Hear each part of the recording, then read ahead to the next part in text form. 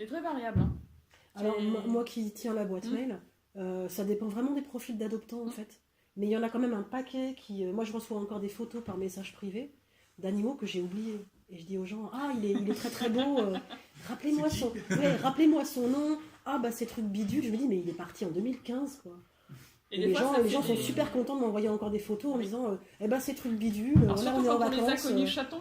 Par exemple, quand on les a connus chatons grands comme ça et on nous envoie une photo d'un chat comme ça, souvent en léger surpoids, et en fait on se dit mais c'est qui ça? C'est qui? Ouais, on les reconnaît pas. Et là je crois qu'une des meilleures qu'on ait reçues c'est Catherine et Liliane à Manhattan. Ah oui, oui. On nous avait amené deux petites chatonnes siamoisées très jolies, transit froid, qui étaient tombées dans la flotte. Je sais même plus quelle était l'histoire, mais elles étaient vraiment pas bien en arrivant. Ouais. Et en fait la fille qui les a adoptées nous a envoyé une photo il y a quelques mois.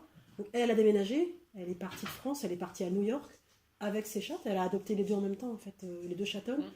Et elle nous envoie une photo 2 ans après, en fait, super marrante photo, où on voit les deux minettes, et derrière les minettes, il y a la baie vitrée de l'appartement, et derrière la baie vitrée, c'est Manhattan.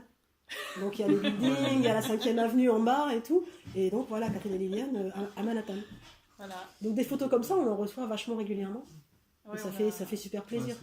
Ça fait très plaisir. Ou par exemple, le fameux Milo dont je vous parlais, le berger allemand qui a vraiment beaucoup morfé dans ses débuts de vie. On avait une photo l'autre jour, il était à, je sais plus si c'était un lac ou à la mer. Dans un lac avec son nouvel adoptant, et le mec était en maillot de bain en train de sauter dans l'eau, et le chien sautait comme un ouf derrière, et c'était super. Ça faisait vraiment super plaisir. On en reçoit très régulièrement quand même. Donc, là, à Noël, on va avoir certainement des adoptants qui vont nous envoyer la photo du chat ou du chien sous le sapin. Avec la petite déco de Noël, le truc en disant. On en reçoit tous les ans pour Noël, on en reçoit au moins une dizaine. Chats et chiens confondus. Joyeux Noël, moustache et compagnie, de la part d'adoptants qui sont très anciens, ou moins anciens, mais qui aiment bien se mettre en scène avec leur animal sous le sapin, c'est trop marrant.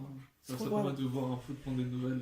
Et c'est super sympa de leur part. Par contre, on n'oblige pas, c'est-à-dire qu'il y a quelquefois des familles d'accueil qui se sont beaucoup attachées à un animal, par exemple, et qui aimeraient avoir des nouvelles très très souvent. Et comme on explique, les adoptants, pour eux, c'est le début d'une histoire. Ils démarrent quelque chose avec l'animal, ils n'ont aucune obligation de revenir vers nous pour donner des nouvelles. On est ravis d'en avoir. Ce qu'on leur demande par contre aux adoptants, c'est si un jour ils ont une difficulté, c'est de ne pas hésiter à revenir vers nous.